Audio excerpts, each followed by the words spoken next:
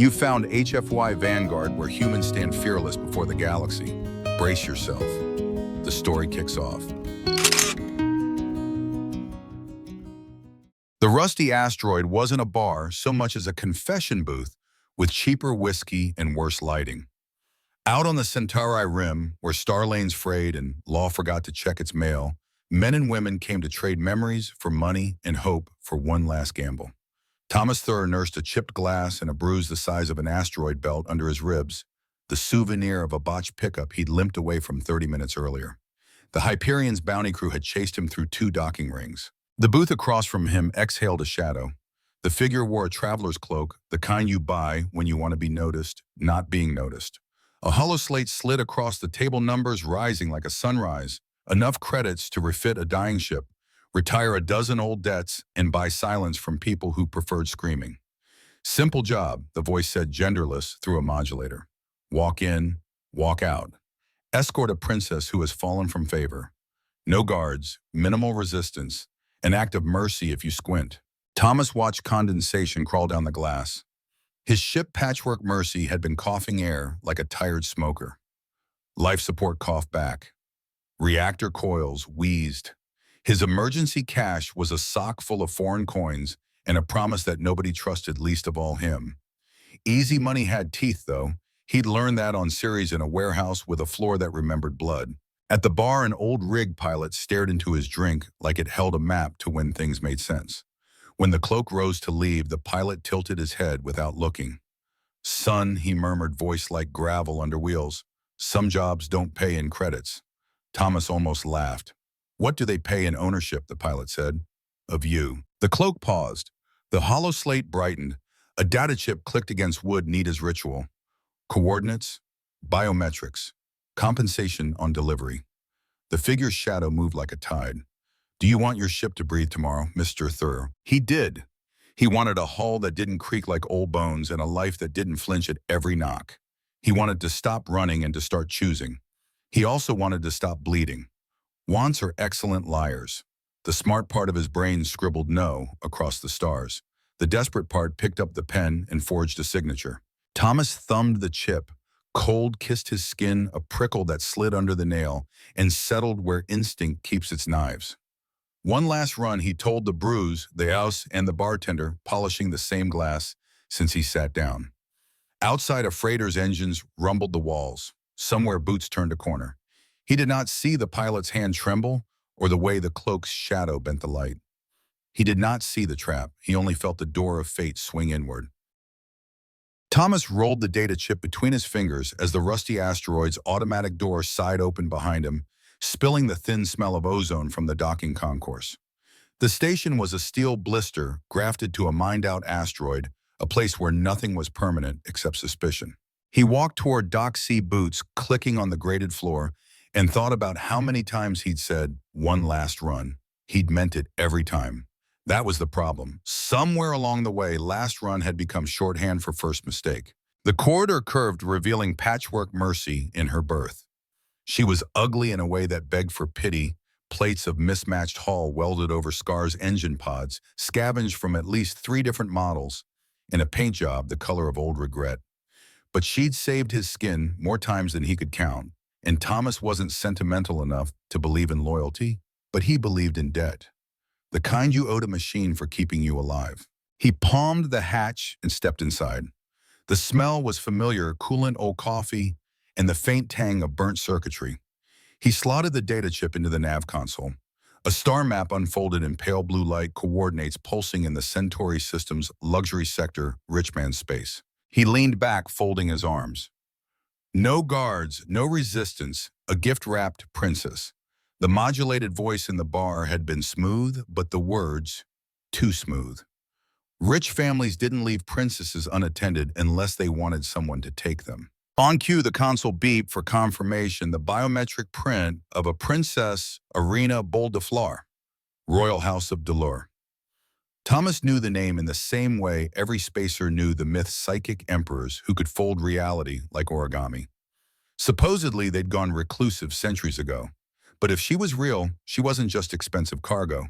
She was the kind of trouble that burned through layers of armor before you could hit the jump drive. His reflection in the console's glass was all sharp planes and tired edges. Dark hair in need of a trim, eyes that used to be quick and clever now dulled by too many jumps with too little payoff. His jacket creaked when he moved worn leather molded to him like a second skin. The practical part of his brain mapped the route. He could be in and out in under 6 hours assuming no resistance and a clean escape vector. The other part, less practical, more bruised thought about what the credits could do. Life support replaced, reactor coils rebuilt, a hull patch that wasn't just a lie told to vacuum. He sat there for a long moment listening to the hum of the ship. It wasn't a healthy hum, more like a smoker's cough in mechanical form. The comm pinged station departure control, clearance window in 30 minutes, Captain Thur. The title always felt like a joke, but it still had a taste he liked. He stood, grabbed his go bag, and checked the contents. 2 pulse pistols, a set of lock overrides, a spool of chameleon cloth, and an old Alliance-issue combat knife with a handle worn smooth. He'd been given better tools before, but they'd all been taken from him eventually. This knife had stayed. Before sealing the hatch, he looked back at the corridor beyond. The old pilot from the bar was gone. So was the figure in the cloak. Only a puddle of light on the grated floor remained rippling faintly as the station cycled its air. Thomas slid into the pilot's chair. Patchwork Mercy lifted with a shiver and a groan breaking free of Dock C like a prisoner tasting air. Outside, the Centauri rim sprawled in black and silver station lights, fading to a scatter of stars. He kept the coordinates dimmed. Too many stories started with full brightness and ended with none. Engines whispered up to speed, and the ship curved toward the jump gate. The nav computer's voice was flat, emotionless. Course plotted. Estimated arrival, 6 hours, 11 minutes. 6 hours to think about the job. 6 hours to talk himself out of it. 6 hours to imagine the kind of person who could be worth this much without even needing to be guarded. Halfway to the gate, he caught himself flexing his right hand. The chip had left his fingertips cold, a prickling that hadn't gone away. He rubbed them against his thigh, but the sensation clung stubbornly. In the empty space between his ears and the stars, he heard the old pilot's words again. Some jobs don't pay in credits. They pay in ownership. Ownership of what? His comm crackled with gate control's final clearance. Thomas took a slow breath and pushed the throttle forward. The jump gate's halo flared around him, swallowing Patchwork Mercy in a tunnel of bending light. It was always the same, the moment between here and there, when your stomach forgot gravity and your brain forgot sense. Some pilots closed their eyes. Thomas kept his open. He wanted to see exactly what it looked like when a bad decision started. The Centauri system's luxury sector was the kind of space Thomas usually avoided. Too bright, too polished, too full of people who smiled while checking the price of your skin. Even the local traffic control spoke with a silk thread accent, their comm chatter layered with the smugness of people who knew you weren't staying. Patchwork Mercy coasted toward the rendezvous vector engines running cool. Thomas had already gone through his infiltration kit, twice stripping it down to what he could carry without rattling. The plan was surgical dock, with the yacht's service bay slip aboard, locate the princess, and get out before anyone asked questions he didn't feel like answering. From a distance, the target vessel floated like a shard of starlight.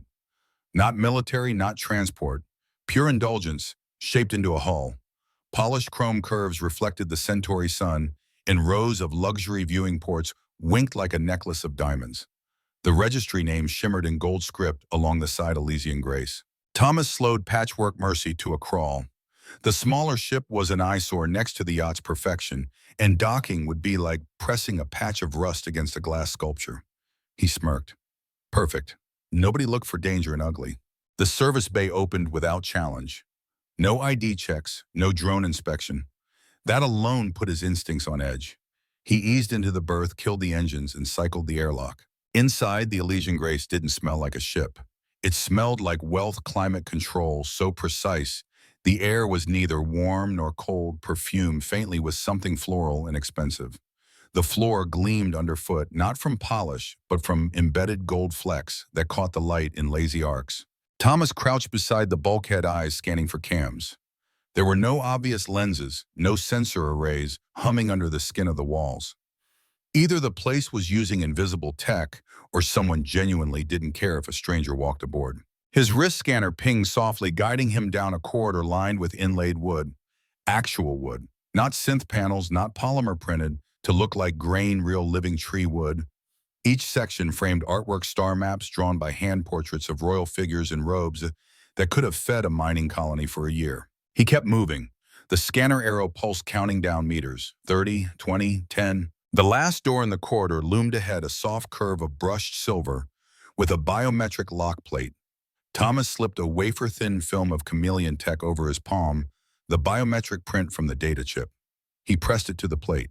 A polite chime. The door hissed open. He stepped inside and stopped. The room was a dream designed to unsettle zero-G seating pods drifted lazily under a skylight that framed the stars in a perfect oval. Chandelier orbs floated in anti-grav, their light refracted through crystals to scatter rainbow shards across the air. In the center, sprawled on a floating chaise like she'd been poured there, was the most arresting figure Thomas had ever seen. Irina Boldiflar didn't look like a prisoner. She didn't even look surprised. Her skin was a deep violet that shimmered as though lit from within, shifting in subtle patterns like auroras caught under flesh. Silver hair fell over her shoulders in a cascade so fluid it looked alive. Her eyes, emerald green, glowing faintly, tracked him with the amused precision of a cat deciding whether to toy with a mouse. She wore a gown spun from something that caught the light like stardust flowing around her in zero-G, every movement a ripple through a galaxy. On her wrist, golden energy cuffs stylized enough to look like jewelry. "Oh, hello, rescuer," she said, voice a melody with edges. "What a pleasant surprise." Thomas's hand hovered near his blaster. "You're not what I expected." Irina tilted her head, the green in her eyes brightening.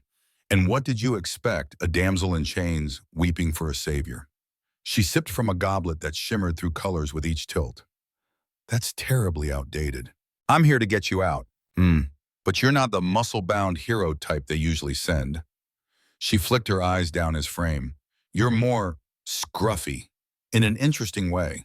Thomas moved closer, pulling out the universal key. "Hold still." She smiled, leaning just slightly forward, her voice dipping to something silkier. "Oh, I'm very still." The cuffs clicked open with a soft chime. For the briefest instant, her eyes flashed with something triumph before the ship's alarm screamed to life. Red strobes painted the room in warning. Irina took another sip, unbothered. "We should probably run now." Thomas grabbed her arm and pulled her toward the door. To his surprise, she moved with the grace of someone who knew exactly where she was going. "Left," she called as they hit an intersection. "Hangar bay's that way." "How do you," a security drone zipped past overhead, sensors sweeping. "Less talking, more running," she said, actually sounding entertained. They burst into the hangar bay. Thomas spotted a courier-class ship, sleek, fast, armed enough for a fight. He was already moving toward it when he asked, "Can you fly?" "Oh, darling, I can do so many things. But I'll let you handle that part." Minutes later, they broke through the yacht's shield's alarms fading behind them. The courier's controls were smooth under Thomas's hands, too smooth. Someone wanted them to get away. He didn't have time to dwell. The sensors lit up with pursuit signatures. He threw the ship into a spiral, evading plasma fire. You are good with your hands," Irina said, watching him work. "Flirt later," he grunted, punching in blind jump coordinates. "We're not out yet." Her smile was wicked. "I love rough escapes." The stars stretched into lines. Thomas risked a glance at her and wondered if he'd just made the worst good decision of his life. The jump spat them out into a stretch of empty space where the nearest star was little more than a cold pinprick. The hum of the courier's drive settled into a steady vibration under Thomas's hands, and for the first time since boarding the Elysian Grace, he let himself breathe. Irina had claimed the co-pilot's seat without asking, lounging with one knee hooked over the armrest. The starlight dress pulled around her like liquid nebula, and her hair, if it was hair, shifted with the faint motions of zero-G, catching stray glints from the control panels. "All right," Thomas said, twisting in his seat to face her. "Now you can tell me why someone like you was locked up in a pleasure yacht's penthouse suite." She stretched languidly, eyes half-lidded, and for a moment he thought she might ignore the question entirely. "Locked up," she repeated, tasting the words. "That's one way to put it. Another would be a waiting ceremony." "What kind of ceremony involves gold cuffs and an armed escort?" Her lips curved. "A binding." He frowned. "As in marriage?" "As in marriage, yes." She tilted her head, studying him with a mock-innocent expression. "Congratulations, husband." He blinked, waiting for the punchline. When it didn't come, he barked a humorless laugh. "That's not funny." "I'm not joking," she said, and there was no play in her voice now, Just the unshakable certainty of someone delivering fact. By the ancient laws of my people, removing those cuffs willingly of your own volition completed the ritual. That's insane. It's tradition, she corrected, and very binding, spiritually, legally, psychically. Thomas gripped the edge of the console. I didn't agree to anything. I didn't even know what the hell I was doing. Her eyes gleamed. Intent doesn't matter. Choice does. You chose to free me. That's all the bond requires. The courier's AI chimed in with a bland update about trajectory. Thomas ignored it. So what, we're married now? Just like that. Not just like that. She lifted her hands, fingers splayed, and he saw faint sparks of golden energy dancing between them. The bond comes with certain features. As if on cue, a shimmer of light condensed around his wrists. Thomas looked down to see matching golden bands glowing faintly, the same design as hers had been. He tried to rip them off, but his fingers passed through as if they weren't quite real. They mark the link, Irina said. Think of them as wedding rings. Very elaborate wedding rings. Also slightly restrictive. A cold weight settled in his stomach. Restrictive? How? You can't stray more than 20 meters from me without consequences. What kind of consequences? A shock unpleasant but survivable. And if I'm in danger, you'll feel compelled to protect me. That's instinct, not choice. Thomas's jaw tightened. That sounds like slavery. Her voice softened, but the amusement never fully left. No, it's union. You'll also share an empathic link with me. Emotions will pass both ways. That's supposed to make this better. She ignored the bite in his tone, leaning back in the seat with the ease of someone entirely in control. In rare cases, strong emotions can trigger other effects. Levitation, for example. He dragged a hand over his face. This is insane. I'm a smuggler, not a royal consort, she finished for him, eyes sparkling. Former smuggler, husband. You've moved up in the universe. He felt the beginnings of a headache pressing behind his eyes. There's got to be a way to undo this. Oh, there is. Death works nicely. She said it as casually as a weather report, watching his reaction. The courier's console pinged with a proximity alert. Thomas checked the display, 2 smaller ships at extreme range dropping off sensors as quickly as they'd appeared. He wondered if they'd been tracking Irina or him. She seemed utterly unconcerned. Besides, she went on, the binding is recognized across 17 star systems. We're quite the news item by now. That made him pause. News item. A lazy flick of her wrist brought up a holographic display in front of him, scrolling with headlines. Earthborn smuggler steals royal bride. Psychic princess claims common criminal as consort. Galactic scandal erupts in Delore Court. Thomas groaned. Fantastic. Just what I needed. Oh, look, she pointed at one article, her lips curling. They're calling you the Rogue of Raish. Very romantic. He killed the hollow. You're enjoying this way too much. Why shouldn't I? My father always said I needed to make more headlines. She regarded him for a beat. He'll be very interested to meet you. The way she said it made his pulse tick up. And who exactly is your father? Her smile widened. The psychic emperor. One of them. We're a large family. The word emperor landed in his head like a lead slug. He thought about the myths, the star-touched dynasty that could bend reality with a thought, and felt the golden cuffs on his wrists pulse faintly. She leaned forward, and for just a moment the playful veneer slipped, replaced by something older, sharper. You should know, husband. Whatever happens next, you're part of this now. No running, the bond won't allow it. Thomas held her gaze, the hum of the ship loud in the sudden quiet. You have no idea how bad I am at staying put. Oh, I think I do, she murmured, settling back with a smile that didn't promise safety. And for the first time, Thomas realized the worst part wasn't that he was bound to her. It was that some part of him already didn't want to break free. The courier slipped into the traffic lanes above Nexus Prime, a jewel of a station hanging in orbit over its namesake planet. Irina had insisted they dock in the luxury concourse rather than the less regulated trade decks, a decision Thomas protested until she reminded him by tapping her own cuffs that his opinion wasn't exactly decisive. Now he found himself slouched in a high-gloss cafe that overlooked the station's viewport plaza, sipping something that claimed to be coffee but tasted like wealth had wrung the bitterness out of it. Irina sat across from him, perfectly framed in the window's glow, every passerby sneaking glances as if she were a live broadcast of a forbidden channel. She was scrolling through a cascade of hollow news feeds, her smile widening with each headline. Oh, this one's my favorite, she said, turning the projection toward him. The rogue who stole a princess's heart. The accompanying image was a still from the courier's security cam. Thomas at the controls arena, leaning close with that predatory smile. He groaned. They make it sound like I planned this. You didn't, not unless planning means stumbling into something stupid and trying not to die. Darling, she said with mock gravity, that's most of my people's politics in a sentence. He leaned back only to jolt forward as the cuffs on his wrists sent a prickling reminder. He'd leaned too far, she'd wandered just enough out of range. Irina arched a brow. Careful. Wouldn't want the leash to bite in public. You think this is funny? I think it's adorable. Now. She set the hollow aside and stretched her violet skin, catching the cafe's soft light like silk over muscle. Be a dear and rub my shoulders. The constant media attention is terribly stressful. Thomas snorted. Not happening. The cuffs warmed. A faint compulsion pushed through his nerves. Not words, not an order, but a suggestion so strong it blurred into instinct. Without thinking, his hands settled on her shoulders. Irina's eyes slid half shut. There you see, already relaxing? The bond works both ways. And damn it, she was right. He could feel the easing tension in her like a soft exhale against his mind. A warmth that wasn't his own spread through his chest before he jerked his hands back. Stop doing that. Doing what? Sharing, whatever that was. It's called intimacy, she said sweetly. Some couples pay therapists for years to achieve it. He was gearing up to tell her exactly what he thought of that when the cafe's entrance chime cut through their table's tension.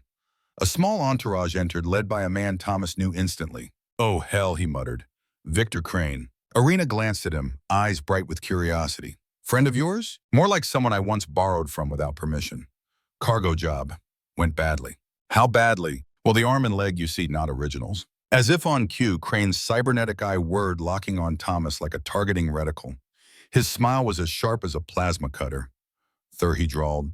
Didn't expect to see you outside a debtor's manifest. Crane Thomas said tightly. You're looking upgraded. Crane flexed a mechanical hand servos, whining. You cost me the originals. Been looking forward to returning the favor. Irina rose smoothly, stepping between them. The shift in the air was immediate, patrons quieted. The ambient music seemed to dim. You must be one of my husband's old associates, she said, voice warm and edged at once. Crane's organic eye widened slightly. Husband. Yes. The word carried weight. Thomas felt it in his bones, which means your business is my business. With all due respect, Your Highness, Crane said, the title almost a sneer. This is personal. Irina's skin began to glow subtly, and Thomas felt something build like the moment before a lightning strike. Crane's men shifted uneasily. Without warning, Crane reached for his weapon, and something inside Thomas snapped open. It wasn't a thought, not exactly. It was more like his voice had found a deeper register that hummed with the shape of reality itself. One word spilled from him carried on that resonance leave. It hit the air like a command coded into physics. Crane's body jolted. His men's eyes glazed. Without a word, they turned and walked out, their boots clicking in perfect unison. Silence clung to the cafe. Thomas stared at his hands. They were trembling, slightly tingling, as if they'd touched live current. Irina's smile was slow and knowing. Well, it's starting already. What's starting? He asked, still catching his breath. She stepped close, fingertips brushing his jaw, sending sparks through his skin. You're becoming what you were meant to be, my dear husband. What the binding always intended. He caught her wrist, holding her still for once. What aren't you telling me? Her smile widened. So many things, but here's the most important. She leaned in, her voice a whisper only he could hear. The binding isn't just about marriage, it's about transformation. The words settled in his chest like a seed in fertile ground. He didn't know yet what it would grow into, but he had a feeling he wasn't going to like how much he'd come to need it. Nexus Prime's opulent concourse was a perfect stage for the feeding frenzy. Every time Thomas and Irina stepped off, the courier lenses tracked them, some visible, others tucked into clothing seams, or the corners of floating holodrones. The headlines never stopped scrolling. Irina thrived in it. She drifted through crowds with a regal ease, smiling just enough to be enigmatic, letting questions pile up unanswered. Thomas stayed one step behind, pretending the cuffs weren't there, resisting the reflex to scan every shadow for danger. But danger had a way of bleeding through. At a high-arched gallery overlooking the planet below, Thomas lingered at the railing while Irina entertained a cluster of merchant nobles. Their laughter carried like delicate glassware, but his attention was on a pair of uniformed figures down the corridor, imperial courtiers in violet-trimmed coats, whispering with the hunched posture of conspirators. He'd learned to read a posture long before he could read noble politics. Something about the way they kept glancing toward Irina made the back of his neck itch. When she finally rejoined him, he kept his voice low. "Your father's people are talking about us." "They always talk about me," she said lightly. "And now they talk about you too. Congratulations." "This isn't gossip," he insisted. "They're worried." She gave a graceful shrug, eyes fixed on the triple moons cresting the planet's horizon. "Political types are always worried. It's their job." "Worried about what?" She didn't answer directly, just tilted her head toward a side passage. "Walk with me." The passage opened into a quieter section of the station. Here the walls were paneled in dark synthwood, and the air carried a hush like a library after closing. Irina's heels clicked on the floor as they passed sealed conference rooms. "The binding," she said at last, "hasn't been used in millennia. Not for people like you." "People like me," he echoed. "Outsiders, non-psionics. The last time it happened, it nearly tore the dynasty apart." Thomas frowned. "So this isn't just about me being a commoner. No, it's about what the bond does to you." She glanced at him, and for once the playfulness was gone from her eyes. "It changes you, gives you access to power most of my people spend their lives learning to control. And they don't know if you'll be able to control it, or them." He thought of the Café, of the single word that had rolled out of him like it carried the weight of a star. "They're afraid I'll use it. They're afraid you'll survive long enough to learn how." Before he could answer, a soft flare of light cut across the corridor. A man in deep violet robes appeared, as if he'd stepped through the fabric of space itself, an imperial courier, all formality and calm menace. He bowed low. "Your Highness, His Imperial Majesty requests your immediate presence." Now Irina's brow arched. "It is urgent." The courier's eyes didn't so much as flicker toward Thomas. Irina's fingers found Thomas's, squeezing briefly before she stepped back. "Tell father I'll attend shortly." The courier inclined his head and vanished in a shimmer. Thomas stared at the empty space where he'd been. That seemed ominous. "Most things are when my father is involved." She looked at him, her expression unreadable. "Whatever happens, remember the bond works both ways." "What does that mean?" She hesitated, then forced a smile. "It means I'll see you soon. Try not to cause trouble." "Like I have a choice," he muttered. Normally, when she stepped beyond 20 meters, the cuffs would tighten in warning, the invisible tether pulling him toward her. This time, nothing happened. The golden band still shimmered faintly, but the pull was gone, replaced by something softer, looser. He looked up sharply. "Why isn't it?" "Because I want you to stay," she said softly. And then she was gone. For the first time since the binding, Thomas was alone. It should have felt like freedom. Instead, it felt like a thread had gone slack in his chest, leaving an emptiness that wasn't entirely physical. He paced the suite, the city lights of Nexus Prime spilling through the floor-to-ceiling windows. His mind kept circling the same questions. Why had she loosened the bond now? Why the sudden urgency from the Emperor? And why did her expression for the briefest moment look like someone bracing for a fight she wasn't sure she could win? Restless, he crossed to the comm console. A few deft commands, ones he really shouldn't have known, brought up access to sealed Imperial legal archives. He scrolled through ancient treaty scripts, searching for any mention of the binding ritual.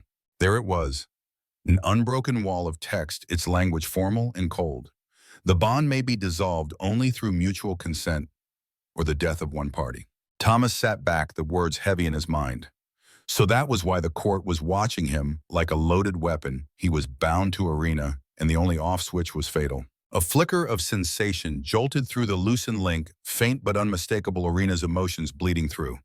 Concern, anger, defiance. He could feel her trying to mask them, but the connection wasn't fully blocked. Then another feeling, sharp and visceral, stabbed through the tether. Danger. It was distant, but real enough to make him rise without thinking. Somewhere out there in the echoing halls of the Imperial Palace Arena was walking into something, and every instinct in him bond or not screamed that the real game was just starting.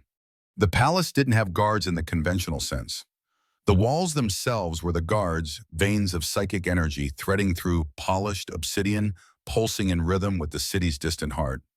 No chains, no locks, just corridors that folded in on themselves if you stepped where you didn't belong. Thomas stood in the center of a chamber that was both vast and suffocating. Around him, the air shimmered with latent force, the sensation like static before a lightning strike. His cuffs pulsed faintly, reacting to the architecture like two tuning forks humming in the same pitch. The voice that summoned him wasn't spoken, it was everywhere. It's time. The walls peeled apart, revealing a procession of figures in ceremonial armor. They were the Emperor's honor guard, tall, violet-skinned psionics whose mere presence bent the air. The leader's voice was flat. The separation ritual has been prepared. Your unfortunate binding will be corrected. Unfortunate for who, Thomas asked, but they'd already started moving him forward. He didn't resist, but he counted every turn, memorized the shifting geometry. Somewhere above, he felt Irina's presence through the loosened link, muted but there. Anger, defiance, and under it all, something he hadn't expected: fear. The ceremonial chamber was a dome of impossible architecture. The floor was a single disk of black crystal, polished until it reflected the galaxy that spun in the vault above. Courtiers lined the perimeter, their violet skin patterned in the unique shades of their bloodlines, their eyes bright with curiosity and judgment. And at the center waiting was the Emperor. He was what Irina might look like after centuries, taller, broader, radiating the kind of stillness that only comes from wielding power without challenge. His eyes were the same emerald as hers, but older, layered with patience and weight. Your Majesty, Thomas managed, inclining his head as far as the invisible restraints would allow. Lovely place you've got here. Very endless void. A flicker of something amusement maybe crossed the Emperor's face. You maintain humor even now. Interesting. He gestured in the guard's position Thomas on the crystal dais. You understand why this must be done. Because I'm not good enough for your daughter. Because you are dangerous, this Emperor said, his voice a low rumble that resonated in Thomas's chest. You are an unknown variable with access to our bloodline's power. The ritual will sever that link. Before Thomas could reply, the chamber doors burst open. Irina strode in her skin, blazing like molten amethyst, her silver hair whipping as though caught in a phantom wind. The courtiers drew back, some in awe, others in apprehension. Stop this, she said, her voice ringing with harmonics that made the crystal underfoot hum. Daughter, the Emperor's tone was a warning. This is necessary. No, she said, moving closer, the guards scattering from her path. This is fear, the same fear that has kept our people stagnant for millennia. Thomas could feel the crystal beneath him beginning to pulse, resonating with something deep inside him. The ritual was already starting. If it finished, it would tear the bond out by its roots. He had no idea what that would do to him or to her. The binding exists for a reason, the Emperor said, his tone hardening. To keep our power contained, our bloodline pure. Irina stepped onto the dais, placing herself between Thomas and her father. It exists to find those worthy of that power, and he is worthy.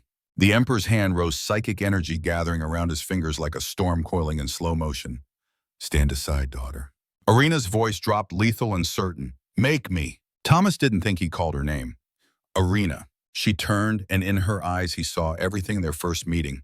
The endless sparring of words, the moments when the banter had slipped into something more vulnerable, the stubborn affection neither of them had wanted to admit. I'm sorry, he whispered.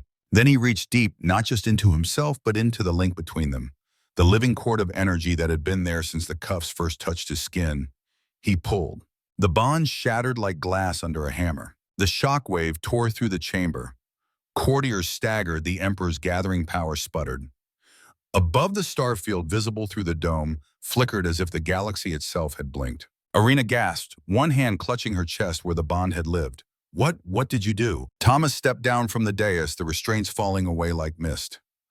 I set you free. Her eyes widened. You learned how to break it. Yes, and your father was right about one thing: this had to be a choice. He moved closer, his voice low but steady. Here's mine. He pulled her close and kissed her.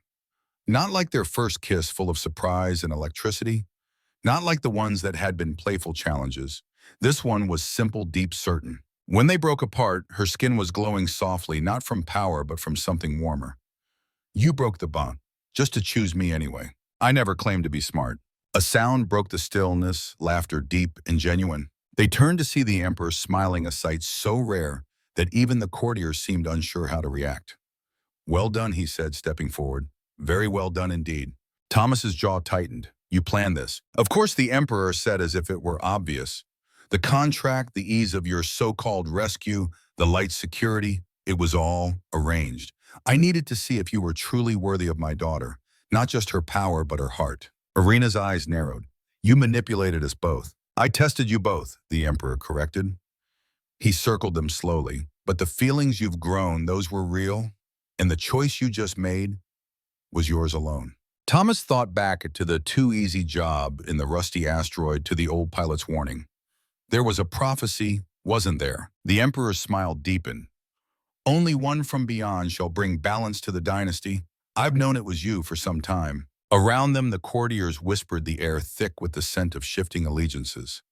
Thomas felt the link between himself and Irina reform not as a chain, but as something more like a bridge. She felt it, too, whispering against his ear. You can still feel me. Always, he murmured back, bond or no bond. The Emperor's gaze softened. And that is why you were chosen, not for the power you might wield, but for the love you would not let go. For the first time since this all began, Thomas believed him. The murmurs in the chamber swelled like a rising tide, words Thomas didn't know. Phrases that carried the weight of centuries-old protocol. Courtiers exchanged glances sharp enough to draw blood, gauging whether this was victory, disaster, or an opportunity to be carved into something useful. Irina still hadn't stepped away from him. Her fingers were laced through his, her grip firm enough to feel like an anchor in a sea of strangers. She wasn't glowing now, but there was a quiet radiance to her, the kind that didn't need power to command attention. The Emperor lifted a hand and the room obeyed. Silence spread outward from him like a ripple. Some of you will call this an outrage, he said, his voice carrying easily to every ear. Others will call it a miracle. I call it proof. One of the older courtiers stepped forward, his skin a deep indigo patterned with silver tracery. Majesty, the bond is sacred. To shatter it and have it willingly reform the Emperor cut in is rarer than the original ritual itself. It means the choice was not compelled by tradition or law. It means the connection is real. The older courtier's mouth tightened, but he bowed. Around the dome, heads lowered in reluctant agreement, or at least deference. Thomas couldn't hold it back any longer. So all of this, he said, keeping his tone level, was just one big test. The Emperor faced him, green eyes steady. It was the only way to know. Had you clung to the bond out of fear or convenience, I'd have had it severed myself. But you broke it, and then of your own will chose to stay. Irina's lips curved in a wry smile. You're impossible. Her father's answering look was almost fond, a trait you seem to have inherited. Thomas shook his head slowly. And the easy job, the bar on the rim, the light security on the yacht, all arranged, the Emperor admitted without shame. The path had to be one you would take willingly. We could not compel you to play your part.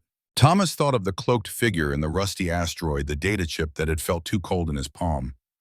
You know where I come from, this is called entrapment. The Emperor's smile was faint. Where you come from, you might also call it survival. You've been doing that your entire life, Captain Thur. Adapting, enduring. That is why you were chosen, not because you could wield our power, but because you could live with it. Thomas met his gaze without flinching. Living with it isn't the same as agreeing to it. No, the Emperor said. But now you have agreed. The bond you share is no longer the old ritual's chain. It is something new. Something neither my court nor my enemies will understand, at least not yet. He let that sink in before adding, and that may be your greatest advantage. Irina tilted her head, studying Thomas. He could feel her through the reformed link. It didn't pull like before, didn't demand proximity, but it was there, a quiet hum in the back of his mind. He realized she could feel him too, and that realization carried a weight neither of them acknowledged aloud. Her voice was softer now. It's different. Yeah, he said. Feels less like a leash, more like a bridge, she finished, her eyes catching his. The Emperor looked between them, the faintest flicker of approval crossing his face. Then the prophecy stands fulfilled. Thomas exhaled. You and your prophecy. Irina's brow furrowed. Prophecy? Her father waved a hand as if brushing dust from an old book. An old foretelling. Only one from beyond shall bring balance to the dynasty. I suspected it was you when I first heard how you survived the Outer Rim raids. Irina's gaze swung back to Thomas, suspicion mingling with something else. You knew about this. I guess there was something like it, he admitted. But no didn't know for sure. I don't put much stock in destiny. Neither do I, she said, her voice low. Which is why this, she gave their joined hands a small squeeze, isn't about a prophecy. It's about us.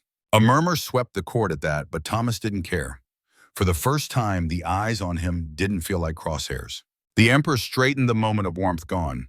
We have much to discuss, alliances to arrange, appearances to manage, training to begin. Your abilities will need refinement, Thomas, before you redecorate the palace by accident again. Thomas winced. That was one wall. And in my defense, I was trying to find the kitchen.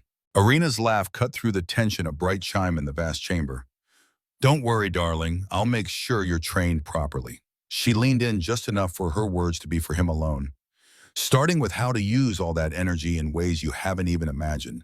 Heat curled low in his spine at the promise in her tone. The Emperor's gaze slid skyward, as if already regretting his choice. You will both remain under Imperial protection until the political currents settle. I will handle the court. You...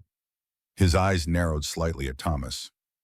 We'll handle her. Thomas grinned, not sure that's possible. Arena's answering smirk was pure challenge. Not sure you'd want it to be. Life inside the Imperial Palace was a strange combination of suffocating luxury and constant surveillance. Thomas had been given quarters larger than the entire cargo bay of the Patchwork Mercy, complete with a view that looked out over the capital's twin suns.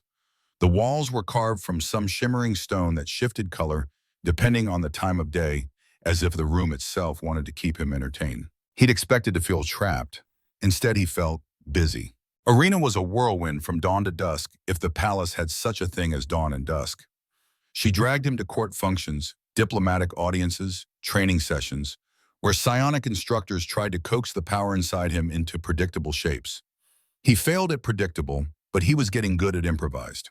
The new bond between them hummed quietly in the background of everything. It didn't pull or push like before. It was more like a shared undercurrent, an extra sense that let him feel her moods as ripples through his own. Sometimes it was useful, like knowing when she was about to lose her temper with a particularly pompous envoy. Other times it was distracting, like the warm, satisfied glow that had nothing to do with politics and everything to do with the night before. Not that they talked about it, not out loud. On the third night, they found themselves in the palace's rooftop gardens. The air was cool and laced with the scent of alien blossoms, their petals glowing faintly under the twin moons. Arena was perched on the edge of a low fountain, one bare foot trailing through the water, sending ripples across the mirrored surface. You're adapting quickly, she said without looking at him. Adapt or die, Thomas replied, leaning against the fountain's rim. That's the outer rim way. Her smile was small but real. It's also the Imperial way, though most of my people have forgotten it. He studied her in the moonlight. You still don't trust them. I trust my father. Most days. But the court? Never. She looked up at him, then her eyes catching the moonlight like captured starlight. Some of them would still see you dead bond or no bond, especially now that you've proved you can break it. He shrugged, but the weight of her warning settled between them. They can get in line. She laughed softly and flicked water at him. Careful. That stubbornness is part of why I like you. They stayed there in companionable quiet, the sound of water and the distant hum of the city below filling the space between words. Thomas could feel her contentment through the bond, but also the faint coil of tension she was trying to mask. Something's coming, he said finally. Her head tilted, a question in her eyes. You've been sharper since the ritual, watching more, and I keep catching pieces of conversations in the halls, phrases like external interest and unsecured asset. Arena's expression hardened. There are always enemies watching the dynasty. But you, she reached out her fingers, brushing his wrist, you're something they don't understand yet. And fear has a way of making people act before they think. He caught her hand and held it, letting the bond hum between them. Then they'll have to get through both of us. For a moment, the tension eased. She leaned into him, her head against his shoulder, and he thought maybe, just maybe, they could make this new life work on their terms. The peace didn't last. The next morning, Thomas woke to the sound of the palace alarms. Not the ceremonial chimes he'd learned to tune out, but a deep pulsing tone that reverberated in his bones. He was on his feet before his mind had fully caught up, grabbing for the nearest weapon, a sleek palace-issued pulse sidearm. Through the bond, Arena's presence flared sharp and urgent. Stay where you are, her voice brushed across his thoughts. Like hell, he shot back, already moving toward the door. The palace corridors were in motion, guards in violet armor, moving with purpose. Courtiers swept aside as security fields shimmered into place. Out beyond the high windows, Thomas caught sight of ships breaking through the upper atmosphere, fast, sleek, and painted in the crimson and black livery of a rival house. One of the guards nearly barred his path, then thought better of it. The news was already spreading in clipped, calm bursts. A full strike force was inbound. Thomas didn't slow until he reached the central balcony overlooking the city. Irina was already there, framed against the twin suns, her gown traded for a fitted armor weave that left her arms bare, violet skin gleaming. She didn't look at him, but he could feel her resolve like a blade drawn from its sheath. "They're not here for the Empire," she said, eyes locked on the descending ships. "They're here for you." And through the bond, he felt the truth of it, cold and certain. Far below, the enemy ships cut their drives, hanging in the sky like the promise of a storm. Thomas drew in a breath, the weight of inevitability settling on his shoulders. Guess the honeymoon's over. Irina's smile was sharp. Or maybe it's just getting interesting. The sky lit with the first volley. Years later, Thomas would remember that morning with a kind of grim fondness, not because it had been easy, but because it had been the moment he stopped thinking of the bond as something that had happened to him. The Crimson and Black Strike Force had come in hot, ignoring all Imperial protocols, trading the safety of parley for the shock of speed. They'd broken through the palace's outer defenses before the court even realized an attack was underway. Thomas and Irina had met them on the steps of the Hall of Crowns. He could still feel the way the bond had sung in those moments. Not a chain pulling him into battle, but a current of energy passing between them, each drawing from the other. Irina's psionics bent the air into shimmering walls of force.